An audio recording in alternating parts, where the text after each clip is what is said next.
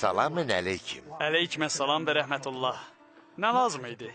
İmamı görmək istəyirəm. Kardeş, o indi məşğuldur. Namaz kılır, başka vakti gel.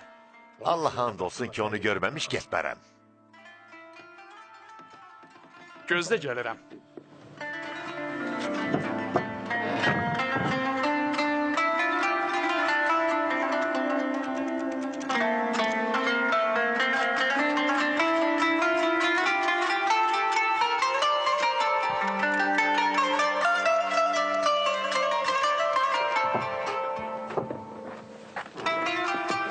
Allah'a çok şükür. Buyur gel. Elhamdülillah, çox sağ ol.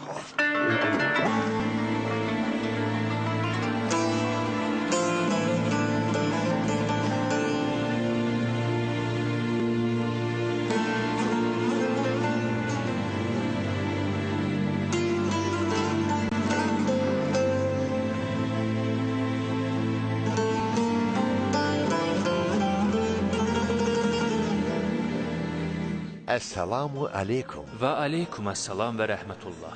Buyur əyləş. Allah.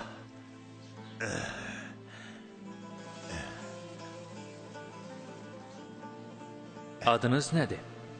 Əba Əbdillah. Allah səni sabit qədəm eləyib, müvəffəq eləsin ey Əba Əbdillah. Ziyarətimdə məqsəd dediyiniz bu duanı eşitmək olsaydı, artıq mən getmiş olardım. Məndən istəyin nədir? Allahdan sizinlə görüşməyimi və elminizdən faydalanmağımı mənə qismət eləməsini dilədim. Ümidvaram ki, Allah istədiklərimi qəbul eləyəcək. Ey Əba Əbdillah, elm öyrənməklə qazanılmır. O bir nurdur ki, Allah Taala hidayət etdiyi bəndənin qəlbinə salar. Elm istədikdə, əvvəlcə Allahdan səndə həqiqi bəndəçiliyin olmasını dilə. Allaha vəfalı ol ki, elmi sənə ilham etsin. Bunu necə eləyim? De, ey Əba Əbdillah. Ey Əba Əbdillah, həqiqi bəndəçilik nədir? Bu üç şeydir.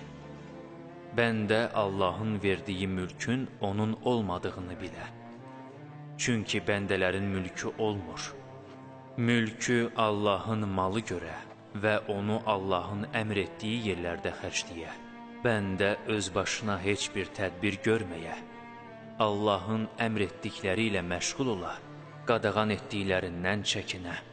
Əgər bəndə Allahın ona verdiklərinin onun olmadığını bilsə, Allahın ehsan olaraq xərcləməsini istədiyi yerlərdə o malı xərcləməsi ona asan olar.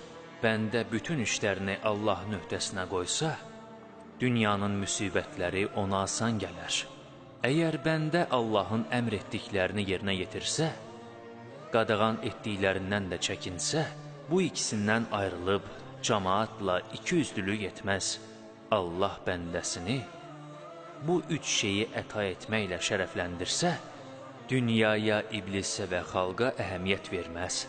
O dünyaya tamah salmaz, insanların əlində olanlara baxmaz, günlərini boş keçirməz. Bax, bu təqvanın birinci dərəcəsidir.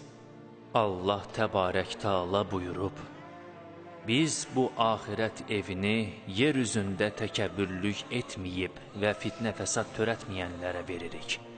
Gözəl aqibət müttəqilərindir. Ey Əba Əbdillah, mənə nəsiyyət eləyin. Sənə 9 şeyi tapşırıram. Bunlar mənim Allah yolunu gedənlər üçün olan nəsiyyətimdir. Allahdan sənə bunlara əməl etməkdə kömək olmasını diləyirəm.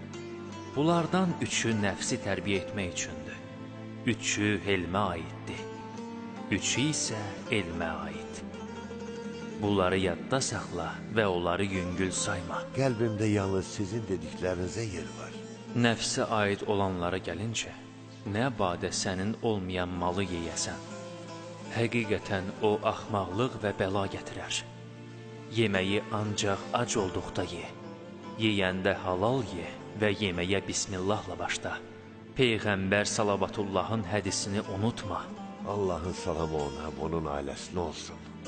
İnsan mədəsinin 1/3 yemək üçün, ikinci 1/3 su üçün Qalan 1/3-ni də nəfəs üçün saxlamalıdır. Bunlar nəfsi tərbiyələmək üçündür. Bəs helmə aid olanlar hansılardır? Helmə aid olanlar budur. Bir nəfər sənə desə ki, bir söz desən 10 bərabərini eşidərsən, ona de. Əgər 10-unu desən, birini də eşitməzsən. Kimsə səni söyüşlə hədələsə, ona kinsiz nəsihət ver. Mənim barəmdə dediklərin doğrudursa, Allahdan bağışlanmağımı diləyərəm. Əgər dediyin doğru deyilsə, Allah Taala'dan sənin bağışlanmağını diləyəcəm. Bunlara əməl eləmək üçün Allah köməyimiz olsun. Elmə gəldikdə isə, bilmədiklərini alimlərdən soruş. Nə badə onlardan bildiklərini onları yoxlamaq üçün soruşasan. Yalnız öz rəyinə əsaslanma. Ehtiyat olaraq mümkün olanları da əldən vermə. Öz rəyinlə fətva verməkdən, şirdən qaçdığın kimi qaç. Boynunu insanlar üçün körpü etmə. İndi isə, ey Əba Əbdəllah, xahiş eləyirəm mənə icazə verəsən dualarıma davam edeyim ki, özüm də əli boş qalmayayım. Allahın salamı doğru yolda olanlara olsun. Doğru yolda olanlara Allah'ın salam olsun.